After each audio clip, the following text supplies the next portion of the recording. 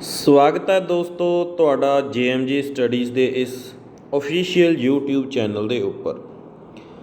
ਦੋਸਤੋ ਜਿਵੇਂ ਕਿ ਕੱਲ੍ਹ ਤੁਹਾਨੂੰ 8736 ਦਾ ਜਿਹੜਾ ਪੋਲਿਸੀ ਦਾ ਨੋਟੀਫਿਕੇਸ਼ਨ ਹੈ ਉਹ ਤੁਹਾਡੇ ਸਾਹਮਣੇ ਜਨਤਕ ਹੋ ਚੁੱਕਿਆ ਹੈ ਅਤੇ ਉਸ ਦੇ ਹਰ ਪੱਖ ਨੂੰ ਤੁਹਾਡੇ ਸਾਹਮਣੇ ਅਸੀਂ ਰੱਖਿਆ ਅਤੇ ਉਹਨੂੰ ਪੂਰੀ ਚੰਗੀ ਤਰ੍ਹਾਂ ਡਿਟੇਲ ਦੇ ਵਿੱਚ ਦੱਸਿਆ। ਪਰ ਦੋਸਤੋ ਵੀਡੀਓ ਦੇ ਵਿੱਚ ਕਮੈਂਟਾਂ ਦੇ ਉੱਪਰ ਕਾਫੀ ਕੁਐਸਚਨ ਨੇ ਜਿਹੜੇ ਉਹ ਪੁੱਛੇ ਜਾ ਰਹੇ ਸੀ ਕਿ ਤਨਖਾਹ ਕੀ ਰਹੇਗੀ, CSR ਦੇ ਰੂਲ ਲੱਗਣਗੇ ਜਾਂ ਨਹੀਂ ਲੱਗਣਗੇ, ਕੀ ਇੱਕ ਪੋਸਟ ਨੂੰ ਵਿਭਾਗ ਵਿੱਚ ਪ੍ਰੋਪਰ ਤਰੀਕੇ ਨਾਲ ਸਿਵਲ ਸੇਵਾਵਾਂ ਦੇ ਵਿੱਚ ਮੰਨਿਆ ਜਾਵੇਗਾ ਜਾਂ ਅਗਲਾ ਪ੍ਰੋਸੈਸ ਕੀ ਹੋਵੇਗਾ, ਹੋਰ ਕਿਹੜੀਆਂ ਸ਼ਰਤਾਂ ਨੇ। ਤਾਂ ਦੋਸਤੋ ਇਸ ਵੀਡੀਓ ਨੂੰ ਐਂਡ ਤੱਕ ਜ਼ਰੂਰ ਦੇਖਣਾ ਅਤੇ ਚੈਨਲ ਨੂੰ ਸਬਸਕ੍ਰਾਈਬ ਕਰਨਾ ਨਾ ਭੁੱਲਣਾ। ਇਸ ਵੀਡੀਓ ਵਿੱਚ ਐਂਡ ਤੱਕ ਤੁਹਾਨੂੰ ਹਰ ਤੁਹਾਡੇ ਪ੍ਰਸ਼ਨ ਦਾ ਜਿਹੜਾ ਜਵਾਬ ਆ ਉਹ ਮਿਲ ਜਾਵੇਗਾ ਅਤੇ ਅਸੀਂ ਬਿਲਕੁਲ ਬਰੀਫਲੀ ਸ਼ਾਰਟ ਦੇ ਵਿੱਚ ਤੁਹਾਡੇ ਕੋਲੇ ਤੁਹਾਡੇ ਪ੍ਰਸ਼ਨਾਂ ਦੇ ਜਿਹੜੇ ਜਵਾਬ ਨੇ ਉਹ ਇਕੱਠੇ ਕਰਕੇ ਲੈ ਕੇ ਆਏ ਹਾਂ। ਅਤੇ ਚਲੋ ਕਰਦੇ ਹਾਂ ਤੁਹਾਡੇ ਇੱਕ ਪ੍ਰਸ਼ਨ ਦੇ ਜਿਹੜੇ ਵੀ ਤੁਹਾਡੇ ਪ੍ਰਸ਼ਨ ਸੀ ਉਹਨਾਂ ਦੇ ਜਵਾਬ ਇੱਕ ਕਰਕੇ ਤੁਹਾਨੂੰ ਦਿੱਤੇ ਜਾਣਗੇ। ਸਭ ਤੋਂ ਪਹਿਲਾਂ ਤਾਂ ਜੀ ਅਸੀਂ ਗੱਲ ਕਰਾਂਗੇ ਇਸ ਪੋਸਟ ਬਾਰੇ ਜਿਹੜੀ ਕਿ ਨਵੀਂ ਪੋਸਟ ਕ੍ਰੀਏਟ ਕੀਤੀ ਗਈ ਹੈ। ਹਾਂਜੀ, ਇਹ ਸਭ ਤੋਂ ਪਹਿਲਾਂ ਤੁਸੀਂ 2 ਨੰਬਰ ਕਲੌਜ਼ ਜਿਹੜੀ ਵੀ ਤੁਹਾਡੀ ਇਹ ਪੋਲਿਸੀ ਦਾ ਨੋਟੀਫਿਕੇਸ਼ਨ ਆਇਆ ਉਸ ਨੂੰ ਪੜ੍ਹ ਸਕਦੇ ਹੋ। ਉਸ ਦੇ ਵਿੱਚ ਬਿਲਕੁਲ ਸਾਫ਼ ਲਿਖਿਆ ਹੈ, ਜੋ ਅਗਰ ਉਸ ਨੂੰ ਸਮਝਣ ਵਿੱਚ ਕੋਈ ਦਿੱਕਤ ਆ ਤਾਂ ਅਸੀਂ ਪੂਰੀ ਤੁਹਾਡੀ ਹੈਲਪ ਕਰਾਂਗੇ। ਦੇਖੋ ਇਸ ਵਿੱਚ ਲਿਖਿਆ ਹੈ ਕਿ ਹੇਠ ਲਿਖੀਆਂ ਸ਼ਰਤਾਂ ਪੂਰੀਆਂ ਕਰਨ ਵਾਲੇ ਕਰਮਚਾਰੀ ਹੀ ਨੀਤੀ ਦੇ ਅਨੁਸਾਰ ਅਰਜ਼ੀ ਦੇਣ ਅਤੇ ਇਸ ਨੀਤੀ ਅਧੀਨ ਬਣਾਏ ਗਏ ਵਿਸ਼ੇਸ਼ ਕਾਡਰ ਵਿੱਚ ਨਿਯੁਕਤੀ ਲਈ ਵਿਚਾਰਿਆ ਜਾਵੇਗਾ। ਭਾਵ ਕਿ ਜੋ ਥੱਲੇ ਕੁਝ ਸ਼ਰਤਾਂ ਦਿੱਤੀਆਂ ਨੇ ਉਹ ਸ਼ਰਤਾਂ ਅਗਰ ਪੂਰੀਆਂ ਕਰਦੇ ਹੋ ਫਿਰ ਹੀ ਤੁਸੀਂ ਜਿਹੜੀ ਐਪਲੀਕੇਸ਼ਨ ਆ ਉਹ ਦੇਣੀ ਹੈ ਅਤੇ ਫਿਰ ਹੀ ਤੁਸੀਂ ਇਸ ਪੋਸਟ ਦੇ ਵਿੱਚ ਆ ਸਕਦੇ ਹੋ। ਅਤੇ ਇਹ ਜਿਹੜੀਆਂ ਸ਼ਰਤਾਂ ਨੇ ਉਹ ਅਸੀਂ ਵਾਰ-ਵਾਰ ਕਰਕੇ ਇਕੱਲੀ ਕਰਕੇ ਪੜ੍ਹਦੇ ਹਾਂ ਜੀ। ਬਿਨੇਕਾਰ ਨੂੰ ਐਡਹੌਕ ਠੇਕੇ 'ਤੇ ਰੋਜ਼ਾਨਾ ਕੰਮ ਕਰਨਾ ਚਾਹੀਦਾ ਹੈ। ਮੌਜੂਦਾ ਨੀਤੀ ਦੇ ਜਾਰੀ ਹੋਣ ਤੱਕ ਘੱਟੋ ਘੱਟ 10 ਸਾਲਾਂ ਦੀ ਨਿਰੰਤਰ ਮਿਆਦ ਲਈ ਮਜ਼ਦੂਰੀ ਕੰਮ ਦਾ ਚਾਰਜਾਂ ਅਸਥਾਈ ਆਧਾਰ। ਹਾਂਜੀ, ਬਹੁਤ ਸਾਰੇ ਕਮੈਂਟ ਇਸ ਤਰ੍ਹਾਂ ਦੇ ਵੀ ਆਏ ਸੀ ਜਿਹਦੇ ਵਿੱਚ ਪੁੱਛਿਆ ਗਿਆ ਸੀ ਕਿ ਬਹੁਤ ਸਾਰੇ ਟੀਚਰ ਜਿਨ੍ਹਾਂ ਦੇ 10 ਸਾਲ ਦਾ ਜ਼ਿਆਦਾ ਉਹਨਾਂ ਨੇ ਕੰਮ ਇਹਨਾਂ ਪੋਸਟਾਂ ਦੇ ਉੱਪਰ ਕੀਤਾ ਹੈ ਪਰ ਉਸ ਤੋਂ ਬਾਅਦ ਉਹ ਕਿਸੇ ਕਾਰਨ ਕਰਕੇ ਅਸਤੀਫਾ ਦੇ ਗਏ, ਕਿ ਉਹਨਾਂ ਨੂੰ ਵੀ ਇਸ ਵਿੱਚ ਲਿਆ ਜਾਵੇਗਾ? ਤਾਂ ਉਸ ਦਾ ਜਵਾਬ ਹੈ ਜੀ ਨਹੀਂ। ਇਸ ਵਿੱਚ ਮੌਜੂਦਾ ਪਾਲਿਸੀ ਦੇ ਲਾਗੂ ਹੋਣ ਤੱਕ ਤੋਂ ਬਾਅਦ ਵੀ ਜਿਹੜੇ ਮੁਲਾਜ਼ਮ ਲਗਾਤਾਰ ਆਪਣੀ ਉਸ ਐਡਹੌਕ ਠੇਕੇ ਦੀ ਪੋਸਟ ਦੇ ਉੱਤੇ ਕੰਮ ਕਰ ਰਹੇ ਨੇ ਸਿਰਫ ਉਹ ਹੀ ਇਸ ਪਾਲਿਸੀ ਦੇ ਵਿੱਚ ਆਉਣਗੇ। ਜੋ ਆਪਣੀ ਮਰਜ਼ੀ ਦੇ ਨਾਲ ਅਸਤੀਫਾ ਦੇ ਚੁੱਕੇ ਨੇ ਉਹ ਇਸ ਵਿੱਚ ਨਹੀਂ ਆਉਣਗੇ। ਜੋ ਇਸ ਵਿੱਚ ਗੈਪ ਪਾ ਚੁੱਕੇ ਨੇ, ਭਾਵ ਕਿ ਆਪਣੀ ਚੱਲਦੀ ਜੋਬ 'ਚੋਂ ਰਿਲੀਵ ਹੋ ਕੇ ਦੁਬਾਰਾ ਜੁਆਇਨ ਹੋਏ ਨੇ, ਤਾਂ ਉਹ ਵੀ ਇਸ ਵਿੱਚ ਨਹੀਂ ਹੋਣਗੇ। ਰਿਲੀਵ ਦਾ ਮਤਲਬ ਹੈ ਕਿ ਉਹ ਇੱਕ ਵਾਰ ਜੋਬ ਦੇ ਵਿੱਚੋਂ ਹਟਾ ਦਿੱਤੇ ਗਏ ਫਿਰ ਦੁਬਾਰਾ ਆ ਗਏ, ਤਾਂ ਉਹ ਗੈਪ ਹੋਣ ਕਾਰਨ ਜਦੋਂ ਦੁਬਾਰਾ ਨਿਯੁਕਤ ਹੋਏ ਨੇ ਤਾਂ ਉਸ ਸਮੇਂ ਤੋਂ ਲਗਾਤਾਰਤਾ ਦੇ ਵਿੱਚ ਨੇ ਤਾਂ ਉਹ ਸਮਾਂ ਇਸ ਵਿੱਚ ਕਾਊਂਟ ਕੀਤਾ ਜਾਏਗਾ। ਜੋ ਪਹਿਲਾਂ ਵਾਲਾ ਹੈ ਉਹ ਨਹੀਂ ਹੈ।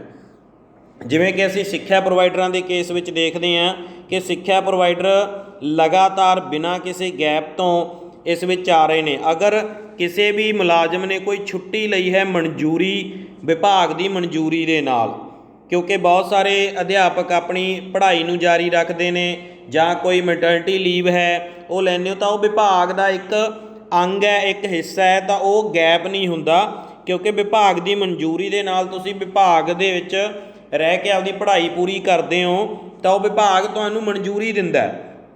ਇਹ ਨਹੀਂ ਹੈ ਵੀ ਤੁਸੀਂ ਜੋਬ ਛੱਡ ਕੇ ਚਲੇ ਗਏ ਦੁਬਾਰਾ ਜੁਆਇਨ ਕੀਤੇ ਹੋ, ਜੁਆਇਨ ਨਹੀਂ, ਉਹ ਇੱਕ ਛੁੱਟੀ ਹੈ ਜੀ। ਤਾਂ ਛੁੱਟੀ ਅਲੱਗ ਚੀਜ਼ ਹੈ ਬਟ ਗੈਪ ਅਲੱਗ ਚੀਜ਼ ਹੈ, ਤਾਂ ਇਸ ਚੀਜ਼ ਦਾ ਧਿਆਨ ਰੱਖਿਆ ਜਾਵੇ। ਅੱਗੇ ਹੈ ਜੀ ਬਿਨੇਕਾਰ ਕੋਲ ਵਿਸ਼ੇਸ਼ ਕਾਡਰ ਵਿੱਚ ਪਲੇਸਮੈਂਟ ਦੇ ਸਮੇਂ ਸੰਬੰਧਿਤ ਸੇਵਾ ਨਿਯਮ ਜੇਕਰ ਕੋਈ ਹੋਵੇ, ਜਿਵੇਂ ਕਿ ਜੀ ਜੋ ਉਸ ਸਮੇਂ ਦੀਆਂ ਪਸਵਕ ਕਮੇਟੀਆਂ ਦੇ ਮਤੇ ਪਾਏ ਗਏ ਸੀਗੇ, ਸਪੀਕਰਾਂ ਦੇ ਵਿੱਚ ਅਨਾਊਂਸਮੈਂਟ ਕੀਤੀ ਗਈ ਸੀ, ਐਪਲੀਕੇਸ਼ਨ ਮੰਗੀਆਂ ਸੀ, ਤਾਂ ਉਸ ਸੰਬੰਧੀ ਜਿੰਨੇ ਵੀ ਮਤਿਆਂ ਦੀਆਂ ਕਾਪੀਆਂ ਜਾਂ ਜੁਆਇਨਿੰਗ ਲੈਟਰ ਮਿਲੇ ਨੇ ਉਹ ਚੀਜ਼ਾਂ ਕੋਲੇ ਹੋਣੀਆਂ ਚਾਹੀਦੀਆਂ ਜਾਂ ਉਸ ਦਾ ਕੋਈ ਰਿਕਾਰਡ ਹੋਣਾ ਚਾਹੀਦਾ। 10 ਸਾਲ ਦੀ ਸੇਵਾ ਦੌਰਾਨ ਵਿਭਾਗ ਜਾਂ ਮਾਲਕ ਦੇ ਮੁਲਾਂਕਣ ਦੇ ਅਨੁਸਾਰ ਬਿਨੇਕਾਰ ਦਾ ਕੰਮ ਤੇ ਆਚਰਨ ਤਸੱਲੀ ਬਖਸ਼ ਰਿਹਾ ਹੋਵੇ। ਇਹਦਾ ਮਤਲਬ ਇਹ ਹੈ ਜੀ ਕੋਈ ਵੀ ਵਿਭਾਗੀ ਕਾਰਵਾਈ ਤੁਹਾਡੇ 'ਤੇ ਨਾ ਹੋਵੇ, ਤੁਹਾਡਾ ਜਿਹੜਾ ਕਰੈਕਟਰ ਹੈਗਾ ਉਹ ਬਿਲਕੁਲ ਸਾਫ ਸੁਥਰਾ ਜਿਹੜਾ ਹੋਣਾ ਚਾਹੀਦਾ ਤੁਹਾਡੇ ਇਸ ਕੰਮ ਦੇ ਦੌਰਾਨ। ਤਾਂ ਅੱਗੇ ਦੇਖਦੇ ਹਾਂ ਜੀ, ਇਸ ਵਿੱਚ ਕਿਹਾ ਗਿਆ ਕਿ 10 ਸਾਲ ਦੀ ਜਿਹੜੀ ਗਣਨਾ ਕਰਨੀ ਹੈ ਉਹ ਕੈਲੰਡਰ ਦੇ ਵਿੱਚ ਹਰੇਕ ਸਾਲ 240 ਭਾਵ ਕਿ ਜੋ ਸਾਡੇ ਸਰਕਾਰੀ ਦਿਨ ਜਾਂ ਸਾਲ ਦੇ ਵਿੱਚ ਜਿੰਨੇ ਦਿਨ ਸਕੂਲ ਖੁੱਲ੍ਹਦਾ ਹੈ ਤਾਂ ਉਸ ਦੇ ਅਕੋਰਡਿੰਗ ਜਿਹੜਾ ਇਹ ਪੂਰਾ ਹੋਣਾ ਚਾਹੀਦਾ। ਇਹਦੇ ਵਿੱਚ ਕਿਸੇ ਵੀ ਤਰ੍ਹਾਂ ਦੀ ਜਿਹੜੀ ਕੋਈ ਨੋਟਲ ਬ੍ਰੇਕ ਹੈਗੀ, ਕੋਈ ਗੈਪ ਹੈਗਾ ਉਹ ਨਹੀਂ ਹੋਣਾ ਚਾਹੀਦਾ। ਬਿਨਾਂ ਕਿਸੇ ਬ੍ਰੇਕ ਤੋਂ ਤੁਸੀਂ ਲਗਾਤਾਰ ਸਾਲ ਭਰ ਆਪਣਾ ਕੰਮ ਕੀਤਾ ਹੋਵੇ। ਤਾਂ ਇਸ ਤਰ੍ਹਾਂ ਅਸੀਂ ਤੁਹਾਡੀ ਪਹਿਲੇ ਪ੍ਰਸ਼ਨ ਦਾ ਜਵਾਬ ਤੁਹਾਨੂੰ ਮਿਲ ਗਿਆ ਹੋਵੇਗਾ ਕਿ ਇਹ ਪਾਲਿਸੀ ਕਿਸ ਕਿਸ ਉੱਪਰ ਲਾਗੂ ਹੋਵੇਗੀ ਅਤੇ ਇਹਦੇ ਵਿੱਚ ਕੌਣ ਕੌਣ ਆਪਣੀ ਐਪਲੀਕੇਸ਼ਨ ਦੇ ਸਕਦਾ। ਤਾਂ ਤੁਸੀਂ ਸੋਚ ਸਕਦੇ ਹੋ ਕਿ ਤੁਹਾਡੇ 'ਚੋਂ ਕੌਣ ਹੈ। ਅਤੇ ਅਗਲੀ ਅਸੀਂ ਗੱਲ ਕਰਦੇ ਹਾਂ ਜੀ ਕਿ ਇਸ ਪਾਲਿਸੀ ਦਾ ਜਿਹੜਾ ਲਾਭ ਹੈ ਉਹ ਕਿਸ ਤਰ੍ਹਾਂ ਮਿਲੇਗਾ ਅਤੇ ਕਿਸ ਤਰ੍ਹਾਂ ਨਿਯੁਕਤੀ ਹੋਵੇਗੀ ਅਤੇ ਕੀ ਕੀ ਇਹਦੇ ਵਿੱਚ ਹੋਰ ਨੋਰਮਸ ਪਾਏ ਗਏ ਨੇ। ਤਾਂ ਸਭ ਤੋਂ ਪਹਿਲਾਂ ਅਸੀਂ ਗੱਲ ਕਰਦੇ ਹਾਂ ਕਿ ਇਹਦੇ ਵਿੱਚ 58 ਸਾਲ ਦੀ ਉਮਰ ਜੋ ਕਿ ਇੱਕ ਰਿਟਾਇਰਮੈਂਟ ਦੀ ਉਮਰ ਹੁੰਦੀ ਹੈ ਸਰਕਾਰੀ ਜੋਬ ਦੀ, ਉਹ ਮੰਨੀ ਗਈ ਹੈ। ਅਤੇ ਜਿਹੜੀ 58 ਸਾਲ ਤੱਕ ਤੁਹਾਡੀ ਇਹ ਸਰਵਿਸ ਹੈ ਉਹ ਬਿਲਕੁਲ ਪ੍ਰੋਟੈਕਟਡ ਰਹੇਗੀ। ਮਤਲਬ ਕਿ ਜਿਸ ਤਰ੍ਹਾਂ ਕਿ ਸਿਵਲ ਸਰਵਿਸਿਜ਼ ਰੂਲ ਹੁੰਦੇ ਨੇ ਉਹ ਸਾਰੇ ਦੇ ਸਾਰੇ ਉਹਦੇ ਅਕੋਰਡਿੰਗ ਹੀ ਇਹ ਤੁਹਾਡੀ ਸਰਵਿਸ ਚੱਲੇਗੀ। ਤਾਂ ਜੋ ਕਿ ਇੱਕ ਕਾਡਰ ਪੋਸਟ ਨਹੀਂ ਹੋਵੇਗਾ, ਇਹ ਇੱਕ ਲਾਈਨ ਲਿਖੀ ਹੈ ਜੋ ਕਿ ਵਾਰ-ਵਾਰ ਤੁਹਾਨੂੰ ਥੋੜ੍ਹਾ ਬਹੁਤ ਉਲਝਾਉਂਦੀ ਵੀ ਹੈ। ਤਾਂ ਅਸਲ ਵਿੱਚ ਕੀ ਹੈ ਕਿ ਇਹਨੂੰ ਸਾਰੇ ਨੂੰ ਤੁਸੀਂ ਦੁਬਾਰਾ ਪੜ੍ਹੋ। ਠੇਕਾ ਐਡਹੌਕ ਸਥਾਈ ਕਰਮਚਾਰੀਆਂ ਆਦਿ ਨੂੰ ਜਾਰੀ ਰੱਖਣ ਦੇ ਮੰਤਵ ਲਈ ਉਹਨਾਂ ਨੂੰ ਚੰਗੇ ਕੰਮ ਆਚਰਣ ਅਧੀਨ 58 ਸਾਲ ਉਮਰ ਤੱਕ ਕਾਰਜਕਾਲ ਦੀ ਸੁਰੱਖਿਆ ਪ੍ਰਦਾਨ ਕਰਨ ਦੇ ਮੰਤਵ ਲਈ ਉਹਨਾਂ ਨੂੰ ਅਹੁਦੇ 'ਤੇ ਰੱਖਿਆ ਜਾਵੇਗਾ, ਜੋ ਕਿ ਇੱਕ ਪੋਸਟ ਨਹੀਂ ਹੋਵੇਗੀ, ਜੋ ਕਿ ਇੱਕ ਕਾਡਰ ਪੋਸਟ ਨਹੀਂ ਹੋਵੇਗੀ। ਉਹਨਾਂ ਲਈ ਉਹਨਾਂ ਦੇ ਰੈਂਕ ਵਿੱਚ ਉਹਨਾਂ ਲਈ ਨਿੱਜੀ ਪੋਸਟਾਂ ਦਾ ਵਿਸ਼ੇਸ਼ ਕਾਡਰ ਬਣਾ ਕੇ ਇਹਨਾਂ ਅਸਾਮੀਆਂ 'ਤੇ ਕੰਮ ਕਰ ਰਹੇ ਅਤੇ ਉਹਨਾਂ ਦੁਆਰਾ ਇਸ ਅਹੁਦੇ 'ਤੇ ਕੰਮ ਕੀਤਾ ਜਾਵੇਗਾ ਜਿਸ ਦੇ ਨਤੀਜੇ ਵਜੋਂ ਉਹਨਾਂ ਦੀ ਨਿਯੁਕਤੀ ਕੀਤਾ ਗਿਆ ਹੈ। ਹਾਂਜੀ, ਇਹਦੇ ਵਿੱਚ ਇੱਕ ਕੁਐਸਚਨ ਆਇਆ ਸੀ ਕਿ ਜੀ ਇਹ ਤਾਂ ਇੱਕ ਨਿੱਜੀ ਪੋਸਟ ਬਣਾਈ ਗਈ ਜਾਂ ਕੁਛ ਨਹੀਂ। ਦੋਸਤੋ, ਨਿੱਜੀ ਪੋਸਟ ਨਹੀਂ, ਇਹ ਸਮਝਣ ਦੇ ਵਿੱਚ ਤੁਹਾਡੇ 'ਚ ਥੋੜ੍ਹਾ ਜਿਹਾ ਫਰਕ ਹੈ। ਇਹ ਪੋਸਟ ਦਾ ਮਤਲਬ ਹੈ ਕਿ ਜਿੱਥੇ ਮੰਨ ਲਓ ਕੋਈ ਸਿੱਖਿਆ ਪ੍ਰੋਵਾਈਡਰ ਕੰਮ ਕਰ ਰਿਹਾ ਹੈ ਤਾਂ ਉੱਥੇ ਉਹ ਸਿੱਖਿਆ ਪ੍ਰੋਵਾਈਡਰ ਦੀ ਜਗ੍ਹਾ ਜੋ ਨੈਸ਼ਨ ਬਿਲਡਰ ਦਾ ਨਾਮ ਦਿੱਤਾ ਗਿਆ ਉਹ ਪੋਸਟ ਬਣ ਜਾਵੇਗੀ ਅਤੇ ਜਿਸ ਤਰ੍ਹਾਂ ਉਹ ਕੰਮ ਕਰ ਰਿਹਾ ਉਵੇਂ ਹੀ ਹੋਵੇਗਾ। ਮੰਨ ਲਓ ਉੱਥੋਂ ਉਹ ਬਦਲੀ ਕਰਵਾ ਲੈਂਦਾ ਤਾਂ ਬਦਲੀ ਕਰਵਾਉਣ ਤੋਂ ਬਾਅਦ ਉਹ ਪੋਸਟ ਆ ਜਿਹੜੀ ਉਸ ਸਕੂਲ ਤੋਂ ਸ਼ਿਫਟ ਹੋ ਕੇ ਜਿੱਥੇ ਬਦਲੀ ਕਰਵਾਏਗਾ ਉੱਥੇ ਚਲੀ ਜਾਵੇਗੀ। ਤਾਂ ਨਿੱਜੀ ਦਾ ਮਤਲਬ ਇਹ ਹੈ ਕਿ ਉਸ ਵਿੱਚ ਜਿਸ ਤਰ੍ਹਾਂ ਅਸੀਂ ETT ਦੀ ਗੱਲ ਕਰਦੇ ਹਾਂ ਜਾਂ ਮਾਸਟਰ ਕਾਡਰ ਦੇ ਵਿੱਚ ਅਸੀਂ SST ਦੀ ਜਾਂ ਪੰਜਾਬੀ ਦੀ ਗੱਲ ਕਰਦੇ ਹਾਂ ਵੀ ਉੱਥੋਂ ਅਗਰ ਟੀਚਰ ਬਦਲੀ ਕਰਾ ਕੇ ਚਲਿਆ ਗਿਆ ਤਾਂ ਉੱਥੇ ਪੋਸਟ ਖਾਲੀ ਹੋ ਜਾਂਦੀ ਹੈ। ਤਾਂ ਪਰ ਇਹ ਨਹੀਂ ਹੋਵੇਗਾ। ਜਿਹੜੀ ਇਹ ਪੋਸਟ ਹੋਵੇਗੀ ਇਹ ਜਿਹੜਾ ਪਰਸਨ ਉੱਥੇ ਰਹੇਗਾ ਉਹਦੇ ਆਪਣੀ ਨਿੱਜੀ ਹੋਵੇਗੀ। ਅਗਰ ਉੱਥੋਂ ਸ਼ਿਫਟ ਹੁੰਦਾ ਤਾਂ ਉਹ ਪੋਸਟ ਆਪਣੇ ਨਾਲ ਹੀ ਲੈ ਕੇ ਜਾਵੇਗਾ ਅਤੇ ਜਦੋਂ ਰਿਟਾਇਰ ਹੁੰਦਾ ਤਾਂ ਉਹ ਪੋਸਟ ਨਾਲ ਹੀ ਖਤਮ ਹੋ ਜਾਵੇਗੀ। ਤਾਂ ਜਾਂ ਉਹ ਅਸਤੀਫਾ ਦਿੰਦਾ ਤਾਂ ਪੋਸਟ ਖਤਮ ਹੀ ਹੋ ਜਾਵੇਗੀ। ਸਿਰਫ ਨਿੱਜੀ ਦਾ ਮਤਲਬ ਇਹ ਹੈ ਵੀ ਅਗਰ ਤੁਸੀਂ ਉੱਥੋਂ ਬਦਲੀ ਕਰਵਾ ਲਈ ਤਾਂ ਤੁਹਾਡੀ ਜਗ੍ਹਾ 'ਤੇ ਨੈਸ਼ਨ ਬਿਲਡਰ ਦੀ ਪੋਸਟ ਉੱਥੇ ਖਾਲੀ ਨਹੀਂ ਰਹੇਗੀ, ਉਹ ਤੁਹਾਡੇ ਨਾਲ ਹੀ ਉੱਥੋਂ ਸ਼ਿਫਟ ਹੋ ਜਾਵੇਗੀ। ਤਾਂ ਜਿਵੇਂ ਕਿ ਹੁਣ ਮੰਨ ਲਓ ਸਿੱਖਿਆ ਪ੍ਰੋਵਾਈਡਰ ਦੀ ਇੱਕ ਜਗ੍ਹਾ ਤੋਂ ਦੂਜੀ ਜਗ੍ਹਾ ਬਦਲੀ ਹੋ ਜਾਂਦੀ ਸੀ ਜਾਂ ਡੈਪੂਟੇਸ਼ਨ ਹੋ ਜਾਂਦੀ ਸੀ, ਤਾਂ ਡੈਪੂਟੇਸ਼ਨ ਮੰਨ ਲਓ ਕਿਸੇ ਜਗ੍ਹਾ ਦੀ ਕਿਸੇ ਦੀ ਜਗ੍ਹਾ BMT CMT ਦੀ ਜਗ੍ਹਾ 'ਤੇ ਹੋ ਗਈ ਹੈ ਤਾਂ ਜਿਸ ਜਗ੍ਹਾ ਤੋਂ ਤੁਸੀਂ ਪਹਿਲਾਂ ਆਏ ਹੋ ਅਗਰ ਉੱਥੇ BMT CMT ਵਾਪਸ ਆ ਗਿਆ ਤਾਂ ਤੁਹਾਡੀ ਉੱਥੇ ਜਿਹੜੀ ਪੋਸਟ ਸੀ ਉਹ ਖਾਲੀ ਹੋ ਚੁੱਕੀ ਹੈ, ਤੁਸੀਂ ਉੱਥੇ ਵਾਪਸ ਨਹੀਂ ਜਾਣਾ, ਉਹ ਤੁਹਾਡੇ ਨਾਲ ਹੀ ਉੱਥੇ ਸ਼ਿਫਟ ਹੋ ਗਈ। ਤਾਂ ਉਹਦੇ ਨਾਲ ਤੁਸੀਂ ਕੋਰਲੇਟ ਕਰਕੇ ਸਮਝ ਸਕਦੇ ਹੋ ਕਿ ਜਿਹੜੀ ਇਹ ਪੋਸਟ ਹੋਏਗੀ ਤੁਸੀਂ ਉਸੇ ਤਰ੍ਹਾਂ ਹੀ ਵਾਪਸ ਜਿੱਥੇ ਤੁਸੀਂ ਸ਼ਿਫਟ ਹੁੰਦੇ ਹੋ ਉੱਥੇ ਹੀ ਤੁਹਾਡੀ ਇਹ ਪੋਸਟ ਚਲੀ ਜਾਵੇਗੀ। ਜਿੱਥੇ ਜਿਹੜਾ ਪੁਰਾਣਾ ਸਟੇਸ਼ਨ ਹੋਏਗਾ ਉੱਥੇ ਉਹ ਪੋਸਟ ਨਹੀਂ ਰਹੇਗੀ। ਬਸ ਇੰਨਾ ਹੀ ਇਹਦੇ ਵਿੱਚ ਫਰਕ ਹੈ ਸਮਝਣ ਦਾ, ਹੋਰ ਇਹਦੇ ਵਿੱਚ ਇਸ ਵਿੱਚ ਕੁਝ ਵੀ ਨਹੀਂ ਸੀਗਾ। ਅਤੇ ਅਗਲਾ ਇਹਦੇ ਵਿੱਚ ਜਿਹੜਾ ਪੁਆਇੰਟ ਹੈਗਾ, ਇੱਥੇ ਸਪਸ਼ਟ ਕੀਤਾ ਜਾਂਦਾ ਹੈ ਕਿ ਇਹਨਾਂ ਕਰਮਚਾਰੀਆਂ ਨੂੰ ਕਾਨੂੰਨੀ ਸੇਵਾ ਨਿਯਮਾਂ ਤਹਿਤ ਸੇਵਾ ਵਿੱਚ ਮਨਜ਼ੂਰ ਅਸਾਮੀਆਂ ਦੇ ਰੈਗੂਲਰ ਕਾਡਰ ਵਿੱਚ ਨਹੀਂ ਰੱਖਿਆ ਜਾਵੇਗਾ ਅਤੇ ਵਿਸ਼ੇਸ਼ ਤੌਰ 'ਤੇ ਉਹਨਾਂ ਲਈ ਬਣਾਈਆਂ ਗਈਆਂ ਅਸਾਮੀਆਂ ਦਾ ਇੱਕ ਵਿਸ਼ੇਸ਼ ਕਾਡਰ ਬਣਾਇਆ ਜਾਵੇਗਾ। ਤਾਂ ਦੋਸਤੋ ਇੱਥੇ ਵੀ ਕੋਈ ਘਬਰਾਉਣ ਵਾਲੀ ਗੱਲ ਨਹੀਂ ਹੈ ਕਿ ਕਿਉਂਕਿ ਪੋਸਟ ਹੀ ਨਵੀਂ ਕ੍ਰੀਏਟ ਹੋਈ ਹੈ, ਤਾਂ ਜੋ ਪਹਿਲਾਂ ਰੈਗੂਲਰ ਕਾਡਰ ਚੱਲ ਰਿਹਾ ਉਹਦੇ ਵਿੱਚ ਇਸ ਪੋਸਟ ਦਾ ਕੋਈ ਲੈਣਾ ਦੇਣਾ ਨਹੀਂ ਹੈ। ਇੱਕ ਵੱਖਰੇ ਤੌਰ 'ਤੇ ਵਿਸ਼ੇਸ਼ ਕਾਡਰ ਦੇ ਵਿੱਚ ਰੈਗੂਲਰ ਪੋਸਟ ਹੈ ਜਿਹੜੀ ਉਹ ਮਿਲੇਗੀ, ਅਤੇ ਉਹਦੇ ਜਿਹੜੇ ਰੂਲਸ ਹੋਣਗੇ ਉਹਨਾਂ ਬਾਰੇ ਅਸੀਂ ਅੱਗੇ ਦੱਸਦੇ ਹਾਂ। ਹਾਂਜੀ, ਹੁਣ ਇਹ ਪੋਸਟ ਦੀ ਰਚਨਾ ਤਾਂ ਅੱਗੇ ਸੀਗੇ, ਪੋਸਟ ਹੈ ਜਿਹੜੀ ਬਣਾਈ ਗਈ ਹੈ ਕਿੱਦਾਂ ਇਹਦਾ ਫਾਇਦਾ ਹੋਵੇਗਾ ਜਾਂ ਕੀ ਹੋਵੇਗਾ, ਕੀ ਇਹ ਪੋਸਟ ਬਿਲਕੁਲ ਪ੍ਰਾਈਵੇਟ ਤੌਰ 'ਤੇ ਇੱਕ 58 ਸਾਲ ਤੱਕ ਸਿਰਫ ਅਤੇ ਸਿਰਫ ਸਾਨੂੰ ਇੱਕ 58 ਸਾਲ ਤੱਕ ਸਿਕਿਉਰਿਟੀ ਦੇਣ ਦੇ ਪਰਪਸ ਤੋਂ ਬਣਾਈ ਗਈ ਹੈ। ਨਹੀਂ ਦੋਸਤੋ, ਇਹੋ ਜਿਹੀ ਗੱਲ ਨਹੀਂ ਹੈ, ਇਹ ਰੈਗੂਲਰ ਪੋਸਟ ਹੀ ਹੋਵੇਗੀ। ਤਾਂ ਪੜ੍ਹਦੇ ਹਾਂ ਇਹਦੇ ਬਾਰੇ। ਰਾਜ ਸਰਕਾਰ ਅਤੇ ਇਸ ਦੀਆਂ ਸੰਸਥਾਵਾਂ ਦੀ ਸੇਵਾ ਵਿੱਚ ਲੋੜੀ ਦੇ ਸ਼੍ਰੇਣੀਵਾਰ ਅਸਾਮੀਆਂ ਨੂੰ ਨਿਯਮਿਤ ਕੀਤੇ ਜਾਣ ਵਾਲੇ ਵਿਅਕਤੀਆਂ ਦੀ ਸੰਖਿਆ ਦੇ ਬਰਾਬਰ ਮੰਨਿਆ ਜਾਵੇਗਾ। ਭਾਵ ਕਿ ਜਿੰਨੀ ਗਿਣਤੀ ਹੁਣ ਕੱਚੇ ਅਧਿਆਪਕਾਂ ਦੀ ਜਾਂ ਮੁਲਾਜ਼ਮਾਂ ਦੀ ਕੰਮ ਕਰ ਰਹੀ ਹੈ ਸਿੱਖਿਆ ਵਿਭਾਗ ਵਿੱਚ, ਜਿਨ੍ਹਾਂ ਦੇ 10 ਸਾਲ ਪੂਰੇ ਹੋ ਗਏ, ਉਹਨਾਂ ਦੀ ਜਿੰਨੀ ਗਿਣਤੀ ਹੈ ਜਿਹੜੀਆਂ ਨਵੀਆਂ ਪੋਸਟਾਂ ਕ੍ਰੀਏਟ ਕਰਨੀਆਂ, ਬਿਲਕੁਲ ਉਹਨਾਂ ਦੇ ਬਰਾਬਰ ਹੀ ਉਹ ਪੋਸਟਾਂ ਮੰਨੀਆਂ ਜਾਣਗੀਆਂ ਜਾਂ ਨਵੀਆਂ ਕ੍ਰੀਏਟ ਹੋ ਜਾਣਗੀਆਂ ਆਟੋਮੈਟਿਕ ਹੀ।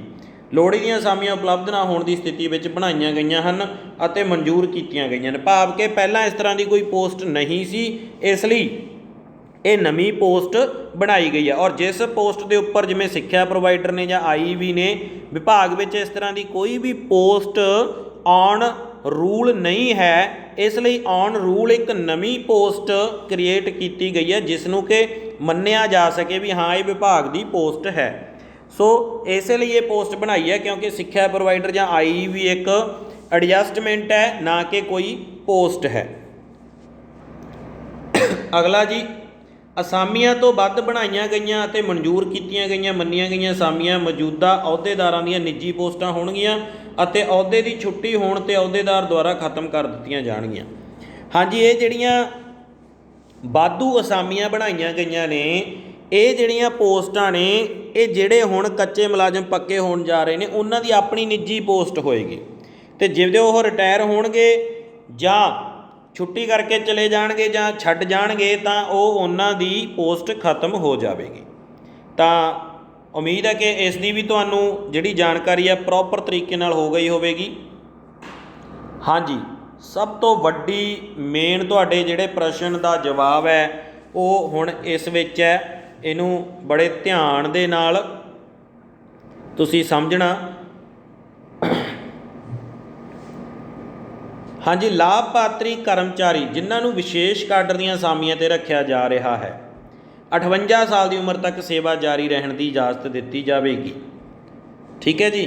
ਤਾਂ ਸੇਵਾ ਨਿਯਮਾਂ ਅਧੀਨ ਅਸਾਮੀਆਂ ਦੇ ਨਿਯਮਤ ਕੇਡਰ ਦਾ ਹਿੱਸਾ ਨਹੀਂ ਬਣਨਗੇ, ਪਹਿਲਾਂ ਵੀ ਅਸੀਂ ਡਿਸਕਸ ਕਰ ਚੁੱਕੇ ਹਾਂ ਜੀ। ਇੱਕ ਵਿਸ਼ੇਸ਼ ਕਾਡਰ ਵਿੱਚ ਪਲੇਸਮੈਂਟ ਦੇ ਉਹਨਾਂ ਦੇ ਆਦੇਸ਼ ਦੇ ਪਾਸ ਹੋਣ ਦੀ ਮਿਤੀ ਤੋਂ ਇਹ ਲਾਗੂ ਹੋ ਜਾਵੇਗੀ। ਤਾਂ ਅਗਲੀ ਇਸ ਵਿੱਚ ਦੇਖਦੇ ਹਾਂ ਕਿ ਸਭ ਤੋਂ ਵੱਡਾ ਜਿਹੜਾ ਕਿ ਪ੍ਰਸ਼ਨ ਸੀ ਕਿ ਜਿਹੜੀਆਂ ਸ਼ਰਤਾਂ ਨੇ ਸਿਵਲ ਸਰਵਿਸ ਦੀਆਂ, ਕੀ ਉਹ ਸਾਡੇ 'ਤੇ ਲਾਗੂ ਹੋਣਗੀਆਂ ਜਾਂ ਨਹੀਂ ਹੋਣਗੀਆਂ, ਅਤੇ ਉਹਨਾਂ ਬਾਰੇ ਹੁਣ ਅਸੀਂ ਹੌਲੀ ਹੌਲੀ ਕਰਕੇ ਪੜ੍ਹਨ ਜਾ ਰਹੇ ਹਾਂ। ਤਾਂ ਸਭ ਤੋਂ ਪਹਿਲੀ ਗੱਲ ਦੇਖੋ ਜੀ, ਇਹਦੇ ਵਿੱਚ ਕੀ ਲਿਖਿਆ ਹੋਇਆ ਕਿ ਉਹਨਾਂ ਨਿਯਮਾਂ ਵਿੱਚ ਪ੍ਰਦਾਨ ਕੀਤੇ ਗਏ ਮਾਮਲਿਆਂ ਦੇ ਸੰਬੰਧ ਵਿੱਚ ਆਪਣੇ ਆਚਰਨ ਨੂੰ ਨਿਯਮਤ ਕਰਨ ਲਈ ਸਰਕਾਰੀ ਕਰਮਚਾਰੀ ਨਿਯਮ 1966 ਦੀਆਂ ਸਖਤੀਆਂ ਦੇ ਅਧੀਨ ਕੀਤਾ ਜਾਵੇਗਾ। ਹਾਂਜੀ, ਤਾਂ 1966 ਦੀਆਂ ਜਿਹੜੀਆਂ ਸਰਕਾਰੀ ਕਰਮਚਾਰੀ ਨਿਯਮ ਨੇ, ਤਾਂ ਹੁਣ ਸਮਝਦੇ ਹੋ ਵੀ ਸਰਕਾਰੀ ਕਰਮਚਾਰੀ ਨਿਯਮ ਕੀ ਹੁੰਦੇ ਨੇ ਜੀ। ਤਾਂ ਉਹ ਚੀਜ਼ ਇਹਨਾਂ ਦੇ ਉੱਤੇ ਲਾਗੂ ਹੋਏਗੀ। ਉਹਨਾਂ ਨੂੰ ਉਹਨਾਂ ਦੇ ਕੰਮ ਅਤੇ ਆਚਰਨ ਸੰਤੋਸ਼ਜਨਕ ਰਹਿਣ ਦੇ ਅਧੀਨ ਜਾਰੀ ਰੱਖਣ ਦੀ ਇਜਾਜ਼ਤ ਦਿੱਤੀ ਜਾਵੇਗੀ। ਉਹਨਾਂ ਦੇ ਵਿਰੁੱਧ ਗਲਤ ਵਿਵਹਾਰ ਜਾਂ ਕਮਿਸ਼ਨ ਦੀ ਰਕਮ ਦੀ ਕਿਸੇ ਵੀ ਸ਼ਿਕਾਇਤ ਦੇ ਮਾਮਲੇ ਵਿੱਚ ਉਹਨਾਂ ਨਾਲ ਪੰਜਾਬ ਸਿਵਲ ਸੇਵਾਵਾਂ CSR civil services rule of Punjab ਸਜ਼ਾ ਅਤੇ ਅਪੀਲ। ਹਾਂਜੀ, ਤਾਂ ਪਹਿਲੇ ਹੀ ਤੁਹਾਨੂੰ ਕਲੀਅਰ ਹੋ ਗਈ ਹੋਣੀ ਹੈ ਕਿ ਜਿਹੜਾ ਪੰਜਾਬ ਸਿਵਲ ਸਰਵਿਸਿਜ਼ ਦਾ ਹੈਗਾ ਤੁਹਾਡੇ ਕੋਲੇ ਰੂਲ ਹੈ ਜਿਹੜਾ, ਉਹਦੇ ਵਿੱਚੋਂ ਸਜ਼ਾ ਅਤੇ ਅਪੀਲ 1970 ਵਾਲਾ, ਠੀਕ ਹੈ ਜੀ, ਉਹ ਲੱਗੇਗਾ ਅਗਰ ਕੋਈ ਇਸ ਤਰ੍ਹਾਂ ਦੀ ਗਲਤੀ ਪਾਈ ਜਾਂਦੀ ਹੈ ਤਾਂ। ਅੱਗੇ ਜੀ ਉਹਨਾਂ ਨੂੰ ਹੁਣ ਇਹ ਧਿਆਨ ਨਾਲ ਪੜ੍ਹ ਲਿਓ ਜੀ, ਸਭ ਤੋਂ ਵੱਡਾ ਤੁਹਾਡਾ ਜਿਹੜਾ ਸਵਾਲ ਸੀ ਉਹਦਾ ਜਵਾਬ ਮਿਲਣ ਜਾ ਰਿਹਾ ਹੈ ਕਿ ਉਹਨਾਂ ਨੂੰ ਤਨਖਾਹ ਅਤੇ ਭੱਤੇ ਦਿੱਤੇ ਜਾਣਗੇ ਜਿਵੇਂ ਵਿੱਤ ਵਿਭਾਗ ਪੰਜਾਬ ਸਰਕਾਰ ਦੁਆਰਾ ਨਿਰਧਾਰਿਤ ਕੀਤਾ ਗਿਆ ਹੈ। ਹਾਂਜੀ, ਤਾਂ ਹੁਣ ਵਿੱਤ ਵਿਭਾਗ ਦੁਆਰਾ ਇਹ ਨਿਰਧਾਰਿਤ ਕੀਤਾ ਗਿਆ, ਪੰਜਾਬ ਸਰਕਾਰ ਦੁਆਰਾ ਜਿਹੜਾ ਵਿੱਤ ਵਿਭਾਗ ਹੈ, ਅਤੇ ਉਹਦੇ ਜਿਹੜੇ ਨਿਯਮ ਹੋਣਗੇ ਉਹਦੇ ਅਕੋਰਡਿੰਗ ਹੀ ਇਹ ਜਿਹੜੀ ਤਨਖਾਹ ਅਤੇ ਭੱਤੇ ਨੇ ਉਹ ਮਿਲਣਗੇ। ਤਾਂ ਹੁਣ ਤੁਹਾਨੂੰ ਪਤਾ ਵੀ ਜਿਹੜੇ ਭੱਤੇ ਨੇ ਜੀ ਸਿੱਖਿਆ ਵਿਭਾਗ ਦੇ ਵਿੱਚ ਜਾਂ C ਗ੍ਰੇਡ 'ਤੇ D ਗ੍ਰੇਡ 'ਤੇ B ਗ੍ਰੇਡ 'ਤੇ A ਗ੍ਰੇਡ 'ਤੇ ਕਿਵੇਂ ਦਿੱਤੇ ਜਾਂਦੇ ਆ, ਅਤੇ ਤਨਖਾਹਾਂ ਜਾਂ ਗ੍ਰੇਡ ਪੇ ਕਿਵੇਂ ਦਿੱਤੀਆਂ ਜਾਂਦੀਆਂ ਨੇ, ਉਹ ਹੁਣ ਤੁਹਾਨੂੰ ਵੀ ਪਤਾ ਹੈ ਵੀ ਉਹ ਕਿਸ ਤਰ੍ਹਾਂ ਦਿੱਤੀਆਂ ਜਾਣਗੀਆਂ। ਤੁਹਾਨੂੰ ਵੀ ਪਤਾ ਵੀ ਹੁਣ ਤੁਸੀਂ ETT ਦੇ ਬਰਾਬਰ ਆ ਜਿਹੜਾ ਉਹ ਕੰਮ ਕਰ ਰਹੇ ਹੋ, ਤਾਂ ETT ਦੇ ਉੱਤੇ ਜਿਹੜੀ ਗ੍ਰੇਡ ਪੇ ਹੈ ਉਹ ਕਿਹੜੀ ਲੱਗਦੀ ਹੈ, ਜਾਂ ਟੋਟਲ ਡੇਲੀ ਅਲਾਊਂਸ ਲੱਗ ਕੇ ਕਿੰਨੀ ਸੈਲਰੀ ਬਣਦੀ ਹੈ, ਲਗਭਗ ਸਭ ਨੂੰ ਪਤਾ ਹੈ ਜੀ। ਅਤੇ ਜਿੰਨੀ ਕੁ ਸਾਨੂੰ ਨੌਲੇਜ ਹੈ ਉਹਦੇ ਅਕੋਰਡਿੰਗ ਜੀ 16,000 ਜਿਹੜਾ ਸਮਥਿੰਗ ਹੈਗਾ ਗਾ ਉਹ ਲੱਗਦਾ, ਪਲੱਸ ਡੇਲੀ ਅਲਾਊਂਸ ਪਾ ਕੇ ਬਾਕੀ ਭੱਤਿਆਂ ਤੋਂ ਬਿਨਾਂ ਲਗਭਗ 25,000 ਸਮਥਿੰਗ ਜਿਹੜੀ ਸੈਲਰੀ ਹੈ ਉਹ ਬਣ ਜਾਂਦੀ ਹੈ। ਅਤੇ ਹੁਣ ਅਗਰ ETT 'ਤੇ ਕੰਮ ਕਰ ਰਹੇ ਹੋ ਤਾਂ ਜਿਵੇਂ ਕਿ ਉਹਨਾਂ ਨੇ ਕਿਹਾ ਵੀ ਜਿਹੜੀ ਤੁਸੀਂ ਪੋਸਟ ਦੇ ਉੱਤੇ ਕੰਮ ਕਰ ਰਹੇ ਹੋ ਉਹਨਾਂ ਨੂੰ ਐਜ਼ ਇਟ ਇਜ਼ ਹੀ ਉਵੇਂ ਹੀ ਰੱਖਿਆ ਜਾਣਾ, ਤੁਹਾਡਾ ਨਾਮ ਬਦਲਿਆ ਜਾਣਾ, ਤੁਹਾਨੂੰ ਰੈਗੂਲਰ ਪੋਸਟ ਮਿਲ ਜਾਣੀ ਹੈ, ਤੁਹਾਡੀ ਆਪਣੀ ਨਿੱਜੀ ਪੋਸਟ ਮਿਲ ਜਾਣੀ ਹੈ, 58 ਸਾਲ ਤੱਕ ਚੱਲੇਗੀ। ਜੋ ਪੰਜਾਬ ਸਿਵਲ ਸਰਵਿਸਿਜ਼ ਰੂਲ ਨੇ ਉਹ ਤੁਹਾਡੇ 'ਤੇ ਲੱਗ ਜਾਣੇ ਆ।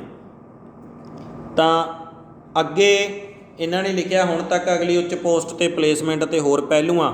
ਤਾਂ ਇਹ ਵੀ ਇੱਕ ਵੱਡਾ ਪੁਆਇੰਟ ਹੈ ਜੀ ਕਿ ਆਉਣ ਵਾਲੇ ਟਾਈਮ ਵਿੱਚ ਅਗਰ ਕਿਸੇ ਵੀ ਤਰ੍ਹਾਂ ਦੀ ਕੋਈ ਸੋਧ ਦੀ ਲੋੜ ਪੈਂਦੀ ਹੈ ਜਾਂ ਕੋਈ ਇਸ ਵਿੱਚ ਪੱਖ ਰਹਿ ਗਿਆ ਤਾਂ ਉਸ ਚੀਜ਼ ਨੂੰ ਅੱਗੇ ਸੋਧ ਦੇ ਵਿੱਚ ਠੀਕ ਕਰਕੇ ਜਾਰੀ ਕੀਤਾ ਜਾ ਸਕਦਾ ਹੈ। ਤਾਂ ਇਹ ਵੀ ਇੱਕ ਪਾਲਿਸੀ ਦੀ ਬਹੁਤ ਵਧੀਆ ਗੱਲ ਹੈ ਜੀ। ਤਾਂ ਹੁਣ ਜੀ ਅਸੀਂ ਗੱਲ ਕਰਦੇ ਹਾਂ ਪ੍ਰੋਸੈਸ ਦੀ ਕਿ ਅਗਲਾ ਪ੍ਰੋਸੈਸ ਕੀ ਹੋਵੇਗਾ, ਕਿਵੇਂ ਅਸੀਂ ਇਸ ਜਿਹੜੀ ਰੈਗੂਲਰ ਪੋਸਟ ਦੇ ਵਿੱਚ ਜਿਹੜੇ ਕੱਚੇ ਅਧਿਆਪਕ ਨੇ ਉਹ ਅਪਲਾਈ ਕਰਨਗੇ ਅਤੇ ਉਹਦੇ ਵਿੱਚ ਅੱਗੇ ਰੈਗੂਲਰ ਹੋ ਜਾਣਗੇ, ਆਪਣੀ ਐਪਲੀਕੇਸ਼ਨ ਕਿਸ ਤਰ੍ਹਾਂ ਦੇਣਗੇ। ਤਾਂ ਸਭ ਤੋਂ ਪਹਿਲਾਂ ਜੀ ਤੁਹਾਨੂੰ ਇੱਕ ਇਸ ਤਰ੍ਹਾਂ ਦਾ ਐਪਲੀਕੇਸ਼ਨ ਫਾਰਮ ਮਿਲੇਗਾ ਜਿਹਦੇ ਵਿੱਚ ਤੁਸੀਂ ਆਪਣਾ ਸਭ ਤੋਂ ਪਹਿਲਾਂ ਨੇਮ ਭਰਨਾ, ਇੱਕ ਨੇਮ ਪਾਉਣਾ, ਫਿਰ ਤੁਸੀਂ ਡੇਟ ਆਫ ਬਰਥ, ਫਿਰ ਤੁਸੀਂ ਆਪਣਾ ਐਡਰੈਸ ਦੇਣਾ ਹੈ ਜੀ। ਉਸ ਤੋਂ ਬਾਅਦ ਤੁਸੀਂ ਜਿਸ ਡਿਪਾਰਟਮੈਂਟ ਦੇ ਵਿੱਚੋਂ ਤੁਹਾਡਾ IHRMS ਕੋਡ ਹੈ ਜਿਹੜਾ ਉਹ ਲਗਭਗ ਜਿੱਥੇ ਤੱਕ ਸਾਨੂੰ ਪਤਾ ਹੈ ਵੀ ਇਸ ਸਮੇਂ ਡਿਪਾਰਟਮੈਂਟ ਵਿੱਚ ਜਿੰਨੇ ਵੀ ਲੋਕ ਕੰਮ ਕਰ ਰਹੇ ਆ ਸਭ ਨੂੰ ਮਿਲਿਆ ਹੋਇਆ। ਅੱਗੇ ਹੈ ਜੀ ਤੁਹਾਡੀ ਐਜੂਕੇਸ਼ਨ ਕੁਆਲੀਫਿਕੇਸ਼ਨ। ਐਜੂਕੇਸ਼ਨ ਕੁਆਲੀਫਿਕੇਸ਼ਨ ਹੈ ਜਿਹੜੀ ਉਹ ਤੁਸੀਂ ਦੋ ਤਰ੍ਹਾਂ ਦੀ ਭਰਨੀ ਹੈ। ਇੱਕ ਤਾਂ ਜਦੋਂ ਤੁਸੀਂ ਪਹਿਲਾਂ ਜੁਆਇਨਿੰਗ ਕੀਤੀ ਆ ਆਪ ਜਿਹੜੀ ਮੌਜੂਦਾ ਪੋਸਟ ਸਿੱਖਿਆ ਪ੍ਰੋਵਾਈਡਰ ਜਾਂ IEB ਜਾਂ ਜਿਹੜੇ ਵੀ ਨੋਨ ਟੀਚਿੰਗ ਵਾਲੇ ਨੇ, ਜਿਹੜੀ ਤੁਸੀਂ ਪਹਿਲਾਂ ਜੁਆਇਨਿੰਗ ਵੇਲੇ ਮੰਨ ਲਓ ਕੋਈ 2009 'ਚ ਆਇਆ, ਕੋਈ 2008 'ਚ ਆਇਆ, ਕੋਈ 6 'ਚ ਆਇਆ, ਕੋਈ 5 'ਚ ਆਇਆ, ਉਦੋਂ ਤੁਹਾਡੀ ਕੁਆਲੀਫਿਕੇਸ਼ਨ ਕੀ ਸੀ, BA ਸੀ, B.Ed ਸੀ, ਟੈਟ ਕਲੀਅਰ ਸੀ ਜਾਂ ਕੁਛ ਵੀ, ਅਤੇ ਹੁਣ ਮੌਜੂਦਾ ਤੁਹਾਡੀ ਕੁਆਲੀਫਿਕੇਸ਼ਨ ਕੀ ਹੈ।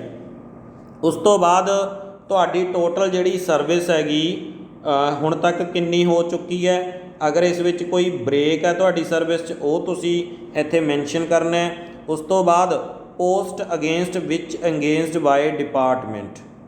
ਹਾਂਜੀ, ਜਿਹੜੀ ਪੋਸਟ ਦੇ ਵਿੱਚ ਤੁਸੀਂ ਇੰਗੇਜ ਹੋਏ ਹੋ, ਜੁੜੇ ਹੋਏ ਹੋ, ਲੱਗੇ ਹੋਏ ਹੋ, ਉਹਦਾ ਨਾਮ ਦੇਣਾ ਤੁਸੀਂ ਇੱਥੇ।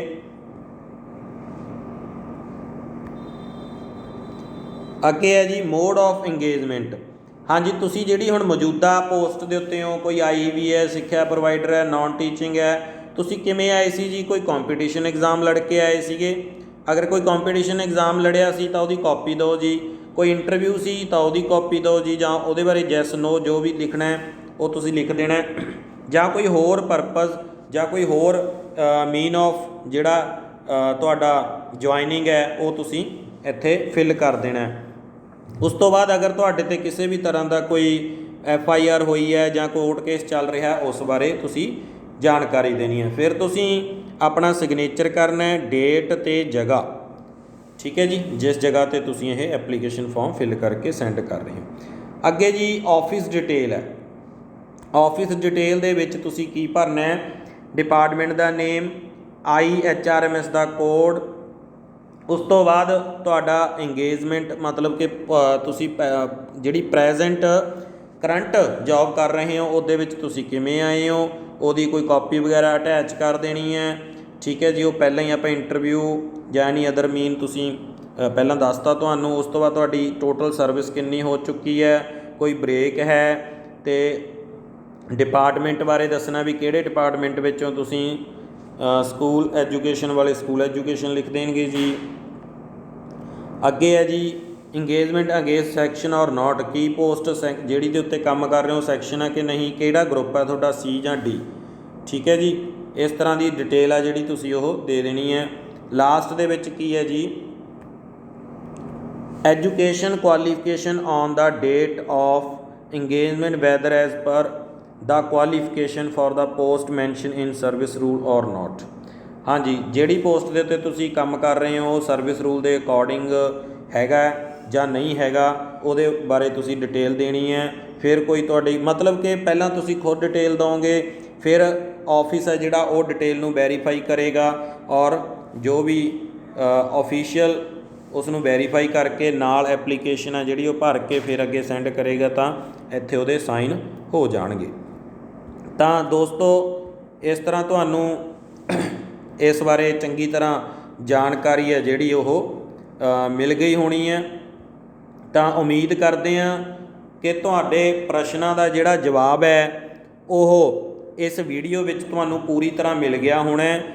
ਅਤੇ ਇੱਕ ਵਾਰ ਤੋਂ ਫਿਰ ਤੁਹਾਨੂੰ ਬਹੁਤ ਬਹੁਤ ਮੁਬਾਰਕਾਂ।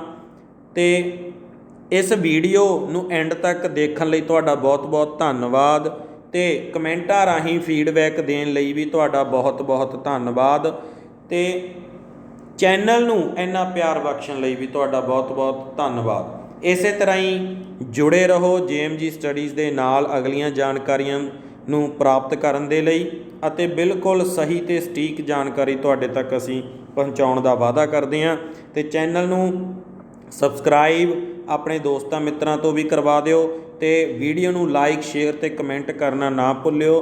ਤੁਹਾਨੂੰ ਇਹ ਜਾਣਕਾਰੀ ਕਿਸ ਤਰ੍ਹਾਂ ਦੀ ਲੱਗੀ ਕਮੈਂਟਾਂ ਵਿੱਚ ਜ਼ਰੂਰ ਜਾਣਕਾਰੀ ਦਿਓ, ਅਤੇ ਸ਼ੇਅਰ ਜ਼ਰੂਰ ਕਰਿਓ। Thank you.